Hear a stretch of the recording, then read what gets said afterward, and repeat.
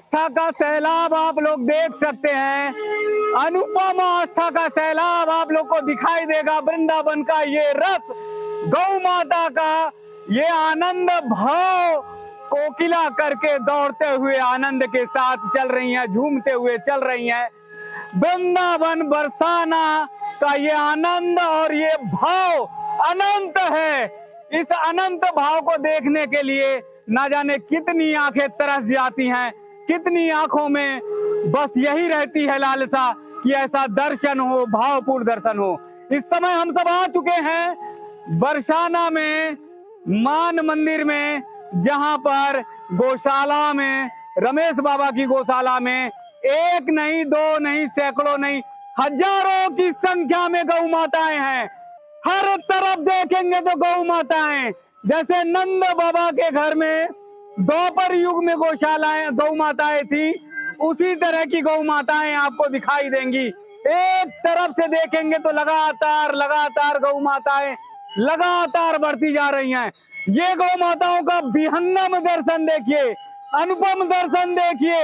ये गौ माताएं हजारों नहीं, हजारों से ज्यादा भी अधिक संख्या में गौ माताएं हैं और इनका आनंद देखिए। ऐसा ही तो हमारा वृंदावन था, ऐसा ही हमारी ब्रज भूमि थी। इस ब्रज भूमि में ऐसे ही द्वापर युग में कन्हैया के साथ जब एक साथ हजारों की संख्या में नहीं, लाखों की संख्या में गौ माताएं जब दौड़ने लगती थी, चलती थी, तो कितना आनंद होता था, कितना रस होता था, कितना भाव आता था, ये आप सब देख सकते होंगे। इतना विहंगम दर्शन, इतना भावपूर्ण दर्शन, इतना आनंदमय दर्शन और ठाकुर जी की सच्ची भक्ति आप सबने नहीं देखी होगी। ये भावपूर्ण दर्शन आप सबको बरसाना में, मान मंदिर में, रमेश बाबा जी की गौशाला में मिलेगा। पद्म श्री पूजनीय रमेश बाबा जी ने ऐसी गौ माता की सेवा की, ऐसी गौ माता की भक्ति की, जो आप सबको द्वापर युग का आनंद दिलाएगा। एक बार पहाड़ों से ऊपर, पहाड़ों की तरफ देखेंगे, पहाड़ों से चलते हुए गौ माता का वो दर्शन, वो भावपूर्ण दर्शन देखिए। पहाड़ों से लगातार गौ माताएं आ रही हैं, लगातार गौ माताओं का आने का क्रम चालू है, शुरू है। ऐसे ही द्वापर युग में गौ माताएं कन्हैया के साथ, ठाकुर जी के साथ जाती थी, ऐसे ही खेलते कूदते जाया करती थी, बंसी बट में जाया करती थी, ब्रज भूमि में जाया करती थी, ब्रज क्षेत्र में जाया करती थी, और ऐसे ही शाम तक टहलते हुए, चरते हुए फिर लौटती थी नंदगांव की ओर।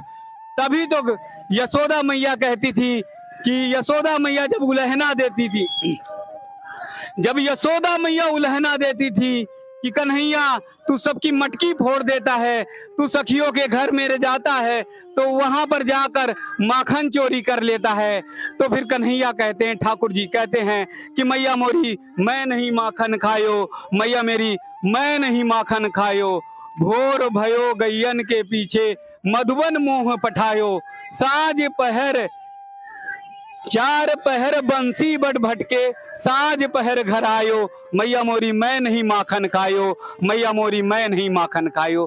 तो फिर कन्हैया बताते थे, सफाई देते थे कि मैं तो 4 पहर तक गौ माताओं के साथ में हूँ, गौ माताओं को चराने के लिए गया हुआ था, मैया मैं कैसे माखन खा सकता हूँ। देखिए ना, वही सारी गौ माताएं आप सबको दिखाई दे रही हैं, उसी तरह का भावपूर्ण आप सबको दर्शन दिखाई दे रहा है। ऐसा दर्शन आप सबने बहुत कम देखा होगा, इतना विहंगम स्वरूप नहीं देखा होगा। हजारों की संख्या में गौ माताएं लगातार चल रही हैं, लगातार चल रही हैं। अगर एक तरफ वो दर्शन देखेंगे पहाड़ी क्षेत्र से, तो पहाड़ जो दिखाई दे रहे हैं वहां से लेके अनवरत अभी तक गौ माताओं के आने का क्रम जारी है। ये कितना सुंदर दर्शन है, भावपूर्ण दर्शन है, एकदम द्वापर युग का दर्शन है। द्वापर युग में हमारे ठाकुर जी, हमारे बाल गोपाल ऐसे ही गौ माताओं को चराने के लिए जाते थे। धन्य है भारत भूमि, धन्य है पद्म श्री पूजनीय रमेश बाबा जी, जो इतने साधक होकर, इतने भक्त भावपूर्ण होकर गौ माताओं की सेवा कर रहे हैं। हजारों की संख्या में गौ माताएं यहाँ पर हैं और गौ माताओं का ये भावपूर्ण दर्शन हम सबको देखने को मिल रहा, हम सबको दर्शन करने को मिल रहा है। अभी भी लगातार ये क्रम गौ माताओं के आने का जारी है। यही श्रृंखला, अनवरत श्रृंखला जिस दिन खत्म हुई तो आप समझ लीजिए भारतवर्ष खत्म हो जाएगा, क्योंकि गौ माताओं से ही हमारा देश है, तुलसी माता से हमारा देश है, यमुना मैया, गंगा मैया से हमारा देश है। तो हमारे देश की जो संस्कृति है वो गौ माताओं से है, हमारे देश की का जो संस्कार है वो गौ माताओं से है। भव्य गौ माता की आरती प्रारंभ हो गई है, गौ माता की आरती हो रही है और आरती के साथ ही हम सब संकल्प लें, हम लोग मन में, वचन में, क्रम में शपथ लें, संकेत लें कि गौ माता की सेवा निरंतर करेंगे, गौ माता के लिए हम ऐसे ही समर्पित रहेंगे, ऐसे ही भावपूर्ण तरीके से गौ सेवा करते रहेंगे। देखिए भावपूर्ण भजन आ गया, राधे किशोरी दया करो, और राधा मैया, राधा रानी के ही बल पर पूजनीय रमेश बाबा जी ने ये इतना बड़ा संकल्प लिया और वो संकल्प लगातार पूरा होता जा रहा है। तो हमारे भारत का दर्शन, हमारे भारत की संस्कृति, हमारे भारत की सभ्यता यही है कि बस गौ माता की हम सब मिलकर सेवा करें, गौ माता का हम सब पूजन करें, रज करें। माताओं को दिखाइए कि कैसे पुष्प अर्पित कर रही हैं, माताएं कैसे आनंदित हो रही हैं, कैसे दंडवती सब कर रहे हैं। देखिए ये गौ माता का के प्रति साधकों का, भक्तों का प्रेम देखिए, भक्तों की आस्था देखिए, पूरी तरह से दंडवत हो गए हैं, पूरी तरह से नतमस्तक हो गए हैं, पूरी तरह से बस गौ माता के चरणों में लेट गए हैं। क्योंकि गौ माता की रज अगर स्पर्श कर जाए, गौ माता की रज अगर शरीर पर लग जाए तो मन जो है आनंदित हो जाता है, सारे कष्ट और क्लेश खत्म हो जाते हैं। ये हम सब का सौभाग्य है कि गौ माता की सेवा इतने भावपूर्ण तरीके से हो रही है। हम सबको संकल्प लेना चाहिए कि गौ माता की सेवा करेंगे, हम सबको संकल्प लेना चाहिए कि गौ माता के प्रति ऐसा ही समर्पण, ऐसा ही त्याग, ऐसा ही संकल्प हम सब लेंगे। आज जो दर्शन आप सबने किया है, आज जो दृश्य आप सबने देखा है, ये हमारी भारतीय संस्कृति की अमूल्य धरोहर है। आइए उन वंचित गौ माताओं को, वंचित तो कहना बड़ा अपराध है, पाप है, लेकिन जिन गौ माताओं को कोई पूछने वाला नहीं था, जिन गौ माताओं को कसाई ले जाते, जिन गौ माताओं को कष्ट दिया जाता था, जिन गौ माताओं को पीड़ा दी जाती, उन गौ माताओं को एकत्र करके और फिर उन्हें मान मंदिर स्थित गौशाला में रखा गया और पूजनीय रमेश बाबा जी ने बस अथाह अनुपम प्रेम गौ माताओं पे लुटा दिया। हमारे देश में घर घर गौ माता का संकल्प है। जब हमारी अंतिम यात्रा होती है तो हम गौ माता के लिए बस यही कहते हैं कि गौ माता की पूंछ पकड़ लो और वह तरड़ी पार हो जाएगा, सारे पाप धुल जाएंगे। तो हम सब क्यों नहीं संकल्प लेते हैं कि घर घर फिर से गौ माता रखेंगे, गौ माता का पालन करेंगे, प्रत्येक घरों पर गौ माताएं होंगी जिनकी हम सब सेवा करेंगे, जिनका भाव करेंगे। एक उधर गौ माता के वात्सल्यता को दिखाइए कि गौ माता चल रही हैं और बछड़ा दिख गया तो बछड़े को दुग्धपान करा रही हैं, प्यार से, दुलार से स्नेह कर रही हैं। देखिए ना, ये वात्सल्यता भी आपको देखने को मिलेगा, ये भाव भी आप सबको देखने को मिलेगी, ये गौ माता का वो प्रेम भी देखने को मिलेगा जो आप सबको शहर में रहने पर, मेट्रो सिटी में रहने पे देखने को नहीं मिलता। वो प्रेम और वो भाव देखने को मिलेगा। गौ माता का दर्शन आप लोगों ने किया होगा, मन में तो थोड़े सवाल जरूर आए होंगे, लेकिन आप सब देखिए ये वो गौ माताएं हैं जो निराश्रित हो जाती हैं, जिन्हें इधर गौ माता का अभी आप सब ने विहंगम स्वरूप देखा।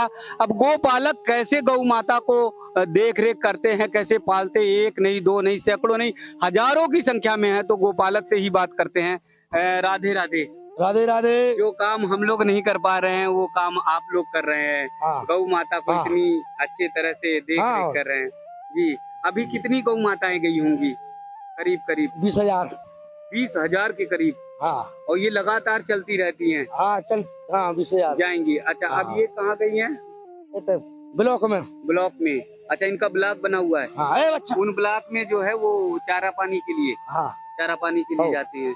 अच्छा, फिर वापस कब आती, वहीं रहती हैं? 9 बजे आती है रात की। रात को 9 बजे आती हैं, हाँ। फिर यहाँ रह जाएंगी हाँ, और फिर उसके बाद जो है सवेरे सुबह कै बजे छोड़ते हैं? 8 बजे। 8 बजे। हाँ। तो सुबह भी ऐसा ही ऐसा ही। दर्शन होता हाँ, होगा? हाँ। दौड़ती होंगी बड़ी।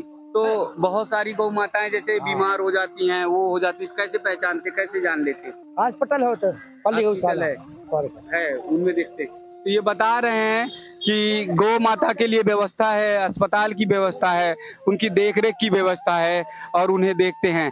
एक बार जरा रज को का दर्शन कराएंगे, जिस रज में कन्हैया जी ठाकुर जी दौड़े थे, जिस रज में कन्हैया जी ने अपने चरण पांव रखे थे और गौ माता को चराने का काम किया था, गौ माता को ले जाते थे, उसका दर्शन कराइए। ये भावपूर्ण दर्शन उसे भी सबको देखना चाहिए और ये रज जो है सिर माथे हम सबको लगानी चाहिए। इस रज को देखिए, कितने भाव से, कितने प्रेम से भक्तगण अपने माथे लगा रहे हैं, दंडवती कर रहे हैं, लोट पोट जा रहे हैं। ये रज आपको नहीं मिलने वाली, ये रज का स्पर्श आपको नहीं मिलने वाला। ये रज अमृत तुल्य है, ये रज गौ माता के चरणों का है। इस चरणों के रज को ही कन्हैया अपने सिर माथे ले लेते थे। जब कन्हैया गौ माता को चराने के लिए जाते थे, जब ठाकुर जी बाल गोपाल गौ माता को बंसी बट ले जाया करते थे, तो ऐसे सैकड़ों की संख्या में नहीं, लाखों की संख्या में जब गौ माताएं जाती थी, दौड़ती थी, तो उनके खुर से, उनके पांव से जो रज उड़ती थी, उससे ठाकुर जी नहा लिया करते थे। बाल गोपाल कन्हैया एकदम नहा लेते थे। गोधूली का समय होता था और शाम के समय जो है वो गौ माताओं को लेकर चलते थे। भगवान श्री कृष्ण ने बताया है कि जो हमसे प्रेम करता है वो गौ माता से प्रेम करे, गौ मैया की सेवा करे, क्योंकि हमने भी गौ मैया की सेवा की है, गौ माता की सेवा की है।